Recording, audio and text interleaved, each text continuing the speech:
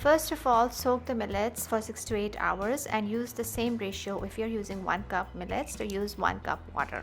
Take some nuts and seeds that you'd like to add in the bread. I'm using walnuts, pine nuts, sunflower seeds and pumpkin seeds, as well as some cashews.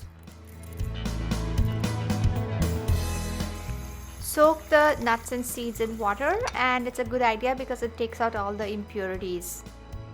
This is 6 to 8 hours later. So drain the water and wash the nuts and seeds. You can crush and break the bigger pieces a bit and add them to the soaked millets and give it a little nice stir. I'm using 2 small cups of millets, but for every cup you add about 1/4 cup flaxseed meal that I'm making over here right now. Add that in as well and stir it up again. Add 2 tablespoons chia for every cup of millets. I'm adding 4 tablespoons here. You can even add sesame seeds, but I was out of them unfortunately. And the important ingredient that goes in is maple syrup. I'm going to put 4 tablespoons. For every cup, use 2 tablespoons. That gives it the right kind of sweetness in the end, which is just delicious. The oil goes in next. I'm using avocado oil, but I have made this with olive oil, extra virgin olive oil, and it was as delicious. Make sure it's cold pressed oil. For 2 cups of millets, I'm using about little less than half cup oil. About 2 teaspoons salt. Give it all a nice mix. In the end goes in the psyllium husk, and I'm going to add 3 tablespoons for each cup of millets, so a total of 6 tablespoons. And now mix it all up really well. The oven should be preheated to 350 degrees Fahrenheit, and take a butter paper and oil it, and then pour the well mixed bread mix now ready into the pan.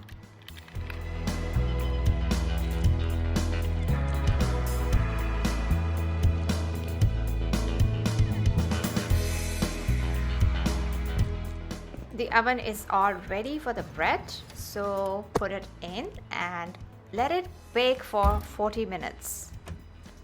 After 40 minutes, you need to take the bread out, and that's why you'll realize why we use the butter paper.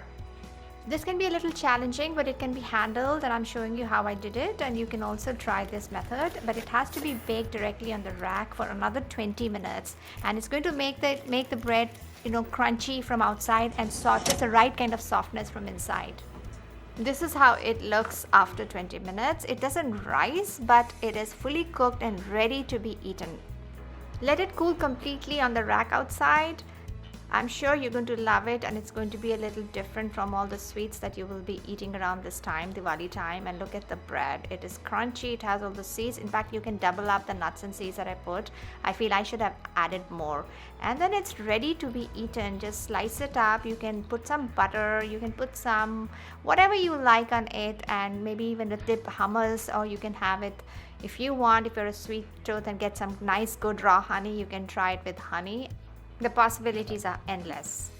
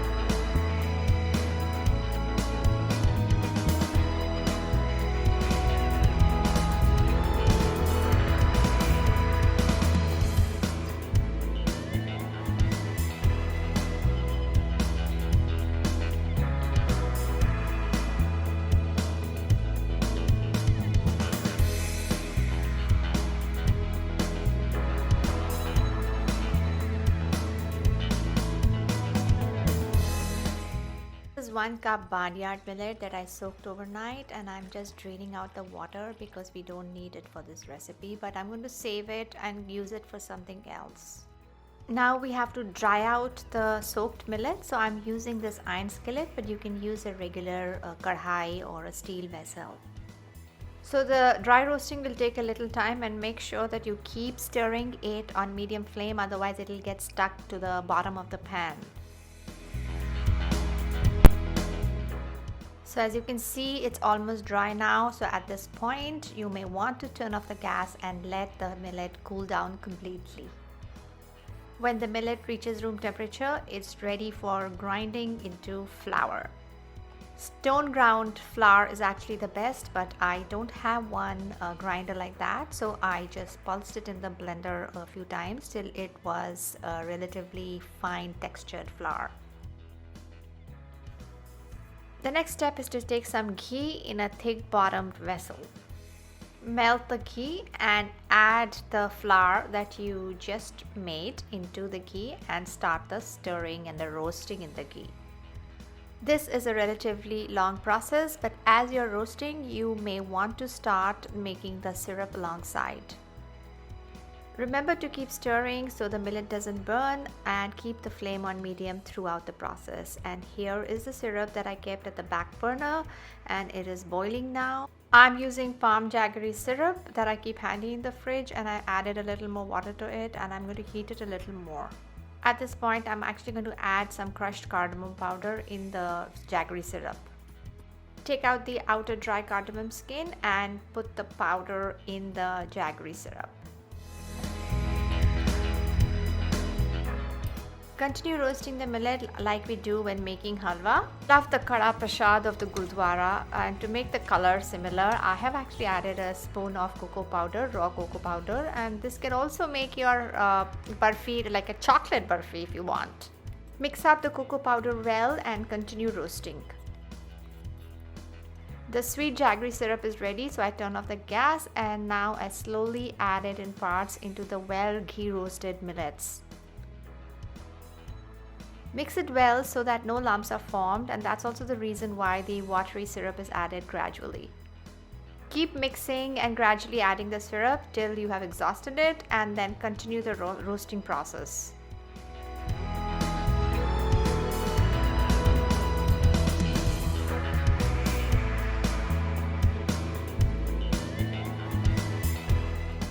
The millet mix will start to thicken, and you might want to take almonds or whatever it is that you want to put on the barfi. Crush the almonds, add some unsweetened coconut. Notice that the millets are actually slipping off the sides, and this indicates that it's almost ready. You can taste for sweetness at this point. Take out a little bit of it and taste it, and if you want to add some more sweetener, you can do so at this point. And see how thick it is now. This is like halwa consistency, and you can leave it like this if you want to serve it like halwa. But if you want to make a barfi, you have to continue roasting till it thickens a little more, almost like this, and it's completely off separated and the ghee has been released, so it's ready. You know it's ready. So turn off the gas at this point and empty it out into a container that you want to serve it in. Fill it up completely, then flatten it, press it down, sprinkle and garnish with the coconut almond mix. You can add pistachios, cashews, whatever that you like, and how beautiful it looks, and it tastes delicious as well. Now let it cool so you can cut it into barfi slices. And there you have your barfi feast ready, and I'm sure you're going to love it, and all your friends and family will love it.